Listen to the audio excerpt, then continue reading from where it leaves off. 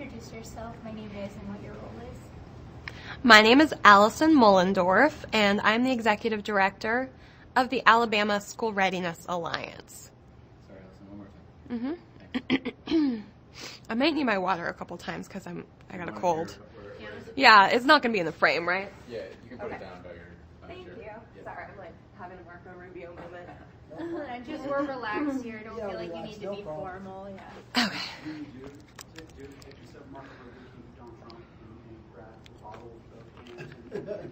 That was so funny. Maybe pour it on your head. That was so funny. Okay. See, that just shows never make fun of somebody because it might happen to you. Okay. Double check one more thing. Okay. Yeah, so Jan was my predecessor before she moved to the department. So she, taught me what to do here, what to do. Oh, I just realized my hair is stuck on my earring. But before that, I was funding her work, so that was really neat. So we already knew each other. We hatched a plan for me to come to Alabama and take her job when she got appointed to work here at the department. Okay. All right. My name is and you are. My name is Allison Mullendorf. I'm the Executive Director of the Alabama School Readiness Alliance, and we advocate for the expansion of high-quality pre-K. Great. So you were talking to me before about how you've been involved in pre-K advocacy for over 10 years now. What's the importance of pre-K and promoting the cause? Mm-hmm. I mean, we see it as the most important driver of economic development and growing our future workforce. I work with a lot of business leaders who are part of our coalition, so we tend to see it that way and show it that way and describe pre-K as an economic development strategy. How has framing pre-K as an economic development strategy really allowed it to take off in the state and to get that buy-in from the business community, which has been so important to the success of it? I think that the framing of pre-K as a workforce issue helped get the attention of leaders in our state, but it was actually Alabama pre-K's own results that really got state legislators and others to support and believe in and start to invest more in this program. Because of the study done by Parka in 2012, and we have some new evidence now in our state that the children that are attending first-class pre-K are outperforming their peers in reading and math. Our lawmakers look at those state assessments and look at academic performance, and they're more looking at what are the short-term outcomes, and we can show them those, and then we can also say there will be long-term outcomes from children who are able to participate in this program, and we talk about the research that shows that they're more likely to go to college, more likely to be successful in the workforce, and have successful families of their own. We do a lot of messaging like that all across the state. Definitely. And since it's really the results that, make an impact on lawmakers, just wait one second. Mm-hmm. You can give it to me.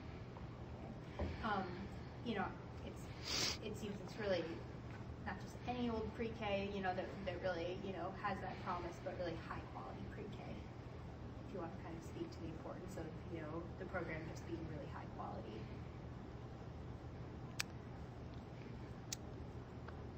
Having the nation's highest quality pre-K program makes my job as an advocate for funding for this program so much easier. I mean, the proof is in the pudding. One of the things that we do at the Alabama School Readiness Alliance is take lawmakers to visit pre-K classrooms. And that is our, most promising strategy because we're able to talk to them about the research, and we can do that until we're blue in the face. But when they see it firsthand, it really is striking to visit the classrooms. And we have worked with legislators who have gone from questioning the benefits of the program and wondering if it's babysitting and what the value of using public investments in early childhood education is, but when they go to the classrooms and see the high quality. And we bring people from the Department of Early Childhood to explain what's going on in the classroom and show them the writing center and the science center. And they see that love of learning in the children's eyes. We've had some reluctant policymakers become our biggest champions. And that has been incredibly rewarding and fun to see. What do you think has helped kind of create that aha moment for some of these candidates?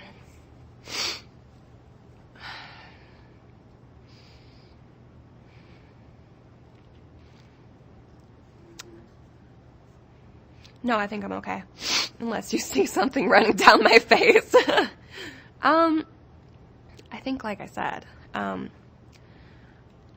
think what we're here to do is to communicate the importance of pre-K and the impact of Alabama pre-K to lawmakers. I think the program itself is so busy administering, all of the classrooms and supporting all of the teachers, but as outside advocates, when we can bring leaders to see pre-K in action, and we do that 15 times across the state every single year with various leaders, most of them in the legislature. We've brought all of the legislative leadership, the key committee members to see this program.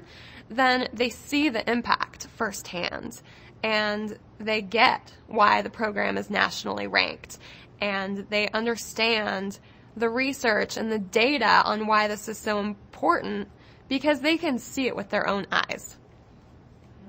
Can you intro us what the Alabama School Readiness Alliance is? The Alabama School Readiness Alliance is a coalition of partners working to advocate for the expansion of Alabama's first-class pre-K program. We're a nonprofit, and what we do is basically three things. We advocate, meaning we go and lobby in the legislature for more funding to expand first-class pre-K. We communicate.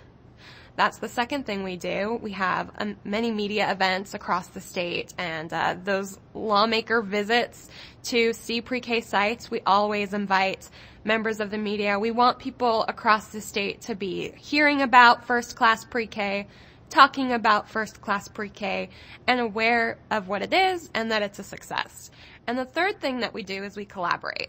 We are often collaborating with the department. We take on special projects to help bring in key stakeholders that are really important to helping pre-K grow, like higher education, childcare. We've held events with those communities to help bring them into the pre-K program and help make them aware of the role that they play in helping this to expand. So we do those things outside of state government that need to be done in order to pave the way for pre-K expansion. Yeah, I guess how would you describe, it seems like you have this really kind of synergistic relationship, with the department and government. How would you describe, where they leave off and you pick up and vice versa, and the importance of that relationship for the success?